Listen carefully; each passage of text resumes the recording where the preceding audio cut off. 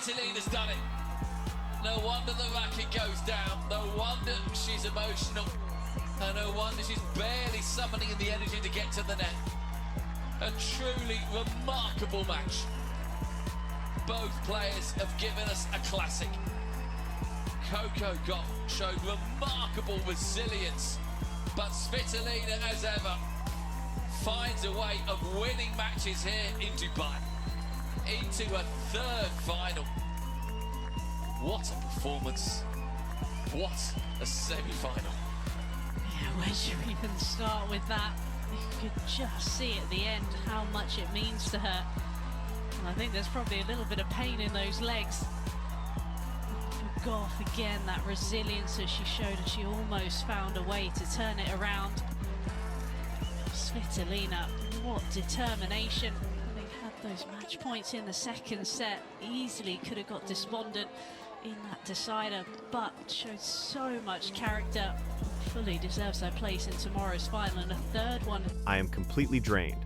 I didn't even play a single point today. I am just sitting here in my studio chair, and I feel like I need an ice bath, a massage, and a week off just from watching the screen. I literally just closed the live feed, and I am still trying to catch my breath and regulate my own heart rate. Did you guys watch that? Did you actually sit down and watch the entirety of that semifinal? Because if you did not, if you were busy and you just pulled out your phone, opened up a sports app, and saw that Alina Svitolina defeated Coco Gauff with a score of 6-4, 6-7, 6-4, you are missing the absolute soul of what just transpired out there. You are just seeing a sterile scoreline. But what I just witnessed with my own two eyes was a psychological thriller, a brutal, grueling, unapologetic test of human endurance and mental fortitude. I have the official post-match statistical data pulled up on my laptop right now, and I am just staring at these numbers, trying to process how Svitolina actually pulled this off against all odds. For all of us watching back here in the States, we were so incredibly ready for the coronation. We were ready for Coco to march directly into the finals and claim what we all felt was hers. The mainstream sports media already had the script written and approved. The hype machine was fully operational and running at maximum capacity. But Alina Svitolina stepped onto center court, looked at that script, completely tore it to shreds, and she did it in the absolute hardest, most physically agonizing way possible. I just want to sit here and think out loud with you guys for a bit. No script, no teleprompter, just raw reaction, because these numbers are telling a story that is so much deeper, so much more complex than just a simple win and a loss. Let us just jump straight into the absolute, unadulterated madness of the second set, because I honestly cannot stop thinking about it. Coco Gauff won the second set tiebreak by a score of 15-13, 15-13. I need you to seriously pause and ask yourself if you have any idea how much sheer, unadulterated heart, stamina, and desperation it takes to survive a 28-point tiebreak. A standard tennis tiebreak normally goes to 7. You get to 6 points, you have a set point, you execute your shot, and you close it out. But to go all the way to 15?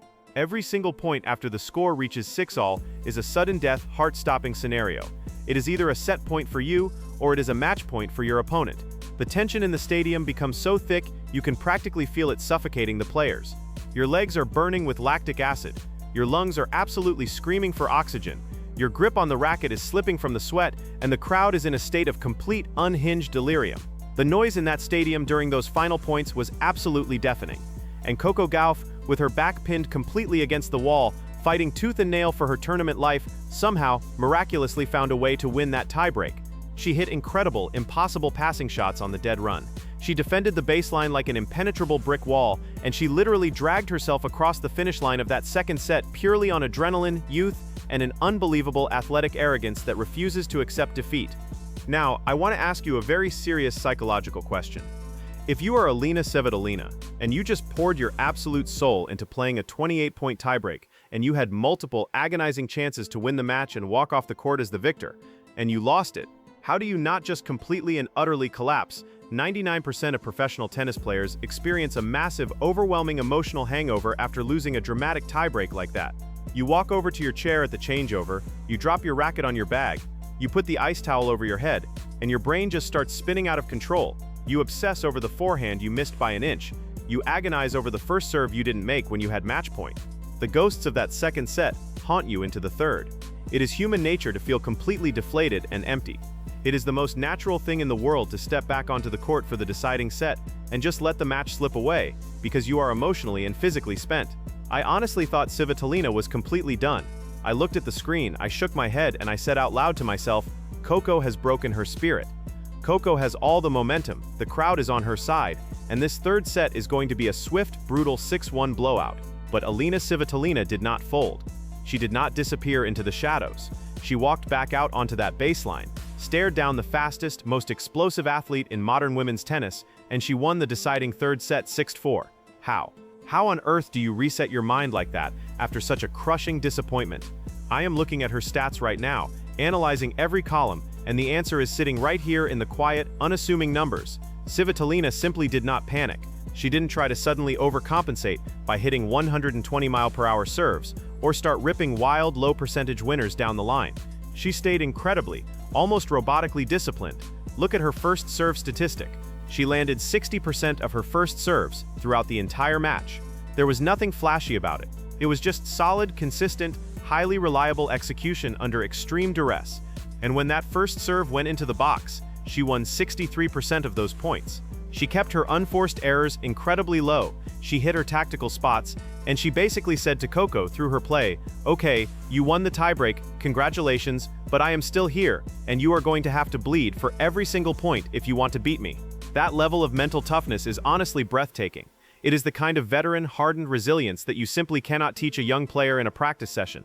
You have to earn that kind of calloused toughness through years of heartbreak, grueling travel, and experience on the professional tour. But guys, we cannot talk about the brilliance of this match without talking about the glaring, flashing red warning light on Coco Gauff's side of the stat sheet. I know how much the American fans love her. I know she is the undisputed future of American tennis. But we have to have a real, honest, uncomfortable conversation about what is happening with her service mechanics right now. Coco Gauff hit 12 double faults today. 12. Again, this is not an isolated incident that we can just brush under the rug. We have seen this exact same movie play out earlier in the tournament.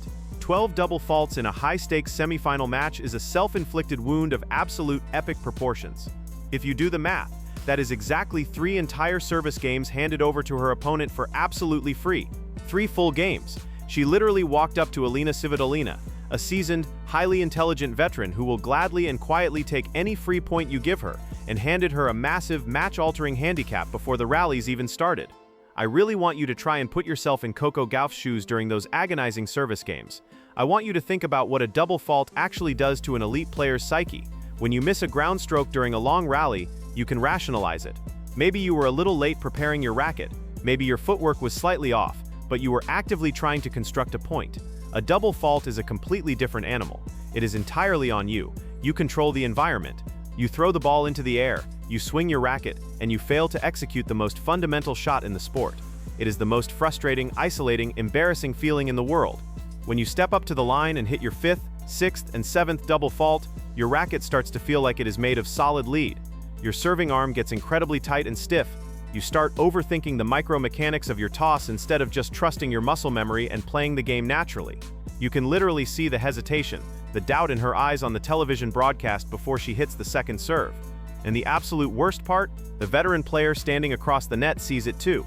Svitolina knew Coco was internally struggling. Svitolina knew that if she just stayed patient and kept the ball in play, Coco's mechanical breakdown might eventually give her the point anyway. Svitolina only hit 2 double faults in the entire 3-set match. 2 versus 12. That is a staggering 10-point swing right there, entirely based on unforced, nervous serving errors from the American. And yet, despite giving away 12 completely free points, Coco Gauff still almost found a way to win this match. That is what makes watching her so incredibly frustrating and simultaneously so awe-inspiring. Her baseline game, her lateral defense, and her raw, explosive athletic power are so undeniably elite that she can play a fundamentally broken serving match and still push a top-tier veteran to the absolute brink of exhaustion in a deciding third set. Look at the total points won column. Svitolina won 128 total points. Coco Gauff won 118 total points. That is only a 10-point differential spread out over the course of 3 incredibly long, physically punishing sets. They were practically deadlocked in a stalemate for over 2 hours. Coco actually recorded a slightly higher first serve win percentage, winning 64% of her first serves compared to Svitolina's 63%. Coco also won an impressive 59% of her second serve points, which is incredibly high and actually statistically better than Svitolina's 56% win rate on the second serve. Wait, I need to pause and just look at that specific number again, because my brain is struggling to process the contradiction. Coco won 59% on her second serve? That is a complete and utter statistical paradox.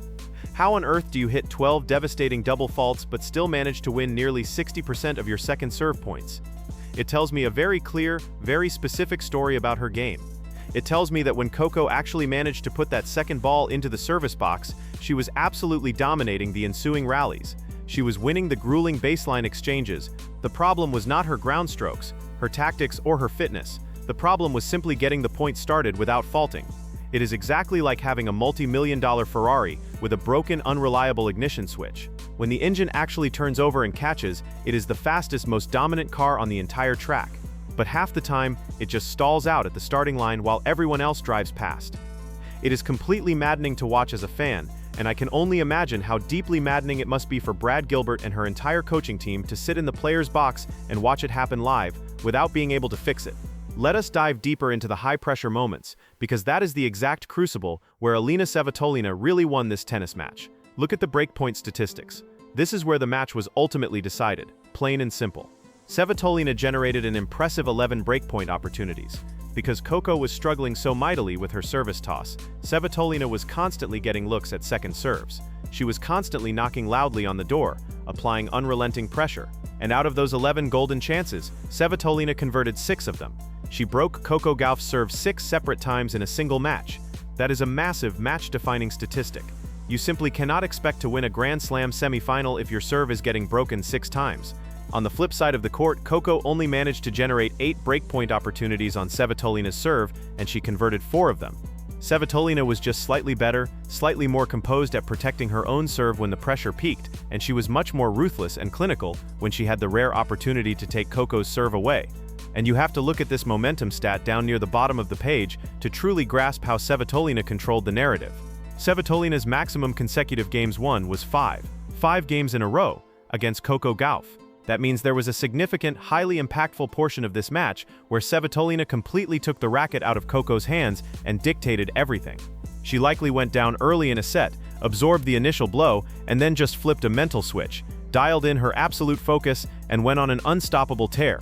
To win 5 consecutive games against an opponent who covers the geometry of the court, as well as Coco does, is a massive testament to Svitolina's brilliant point construction. She wasn't just trying to hit the ball harder than Coco, which is impossible. She was hitting it much smarter. She was finding the sharp angles, she was moving the American violently from side to side, and she was calmly exploiting Coco's growing frustration. Coco's maximum consecutive games won was only 2. She could never string together a massive, overwhelming, crowd-pleasing run to put the match out of reach.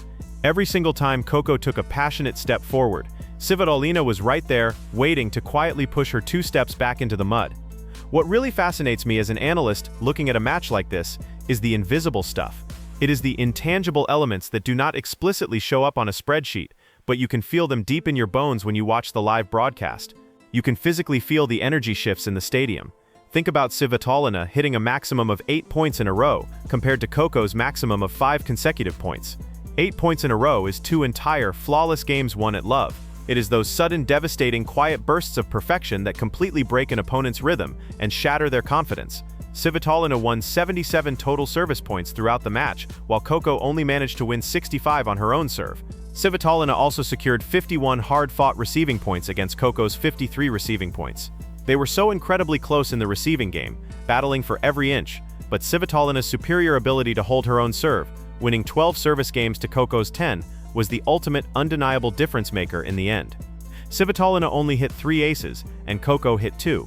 This was never going to be a serving shootout between 2 massive servers. This was a highly tactical, grinding, brutal chess match played while sprinting at 100 miles per hour. So what does this actually mean going forward for both of these incredible athletes? For Coco Gauff, this is a highly painful, deeply brutal reality check that she has to face head-on. The American audience so desperately wants her to win everything, every single time she steps onto the hard court. The crushing expectations placed on her young shoulders are completely unrealistic and unfair. She is still so young, and her overall game is still actively evolving and improving. But this glaring serving issue is the giant elephant standing in the middle of the room, and it cannot be ignored any longer. You simply cannot consistently compete for Grand Slam titles. You cannot reliably beat the Svitolinas, the Swiateks, and the Sabalenkas of the world on the biggest stages if you are generously giving away double-digit free points every single match. The margin for error at the very top of the WTA Tour is microscopic.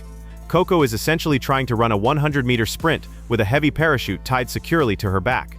Yes, she is such a freakish athlete that she is fast enough to sometimes win the race anyway, but eventually, the drag of the parachute catches up to you and pulls you down. She needs to go back to the practice lab. She needs to deeply analyze this toss, look at the biomechanics of her motion, and find a way to take the immense pressure off herself. If she can just reduce those 12 double faults down to a manageable 3 or 4, she wins this semi-final match in straight sets without breaking a sweat. That is the truly crazy part about her potential. She is right there, and for Elina Svitolina, what can you even say that captures the magnitude of her performance? I am just sitting here in absolute awe of her. She has been through so incredibly much both in her personal life and in her professional career. She has taken significant time away from the sport. She has battled back, and she is currently playing some of the most intelligent, gritty, inspiring, and beautiful tennis of her entire life. To walk onto center court, face the absolute darling of American tennis with the entire crowd screaming against you, lose a heartbreaking, physically destroying 15-13 tiebreak, and still possess the unshakable mental fortitude to stay calm and close out the third set 6-4. That is the stuff legends are made of. She definitively proved today that veteran experience, tactical discipline, and absolute emotional control can still overcome raw, explosive, youthful power. She completely neutralized the hostile crowd, she neutralized Coco's terrifying speed, and she executed her game plan flawlessly from the first serve to the final handshake. I really want to know what you guys are thinking right now, because I know there are a lot of deeply passionate tennis fans watching this video who have strong opinions on what just happened. If you are a diehard Coco Gauff fan, are you hitting the panic button about the serve? Do you think this is a permanent mechanical flaw in her game, or is it just a temporary mental block that she will eventually overcome with more experience? How frustrating was it to sit on your couch and watch her fight so unbelievably hard in that second set tiebreak, only to let the third set slowly slip away due to unforced errors? And for the tennis purists out there who just love the strategy of the game, how much respect do you have for Elina Svitolina today? Did she win you over with that incredible stoic display of mental toughness under pressure? I am going to be reading the comments all night long because I genuinely need to decompress from the stress of this match, and I love hearing your perspectives. Drop your thoughts, drop your own tactical analysis down below. Did I miss anything major in the stats? Do you completely disagree with my take on Coco's serve? Let's talk about it and debate it like real fans. Make sure you hit that like button if you appreciate these deep, unfiltered, passionate breakdowns. It really helps push the video out into the YouTube algorithm, so more tennis fans can join the conversation. If you are new to the channel and you want long-form, highly analytical sports content that actually treats you like an intelligent viewer instead of just reading you the headlines, hit that subscribe button right now and turn on the bell notifications so you never miss an upload. We are building a really incredible, knowledgeable community here, and I want you to be a vital part of it. I'm gonna go drink about a gallon of water, maybe take a walk, and try to calm my heart rate down before I start editing. I will see you guys in the next video. Stay passionate, keep watching the tape, and I'll catch you later.